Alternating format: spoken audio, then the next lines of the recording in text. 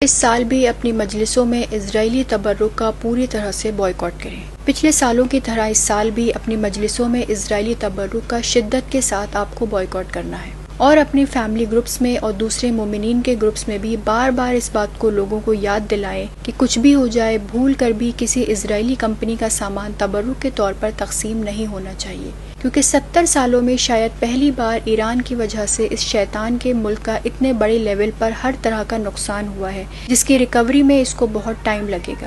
لیکن اگر آپ اور ہم اسرائیل کی کمپنیز کا سامان خرید کر اپنی مجلسوں میں بانٹیں گے تو اس سے نہ صرف ہم ایک حرام کام کر رہے ہیں، کیونکہ یہ سامان خریدنے کے خلاف مجتہدین کے پہلے سے فتوے موجود ہیں، بلکہ دشمن کو ہوئے اس جنگ میں نقصان کی بھرپائی بھی کر رہے ہیں، اس کو پیسہ دے رہے ہیں، جس سے وہ پھر سے بامز اور ہتھیار خریدیں اور غزہ میں معصوم بچوں کو بے رحمی کے ساتھ شہید کریں، یا پھر دوبارہ سے ایران سے جنگ کریں۔ تو بالکل بھی یہ غلطی نہ کریں اور ظالم کے ظلم میں شریک نہ بنیں۔ جتنا ہو سکے صرف لوکل انڈین کمپنیز کا سامان ہی خریدیں اور کوشش کر کے امریکن کمپنیز کو بھی اوائڈ کریں۔ لیکن پھر یاد دلا دیں کہ اگر کوئی چیز ایسی ہے جس کا کوئی دوسرا الٹرنیٹیو موجود ہی نہیں ہے، اکثر کچھ دوا یا بچوں کا سامان ایسا ہوتا ہے جو صرف اسرائیل کی ہی کمپنی کا اویلیبل ہے، تو پھر اس مجبوری میں آپ وہ سامان لے سکتے ہیں، صرف جتنی ضرورت ہے اتنا، اس کے علاوہ جائز نہیں۔ اور کون سا پروڈکٹ اسرائیلی ہے اور کون سا نہیں، اس کے لیے کئی ویب سائٹس ہیں، جیسے bdsmovement.net،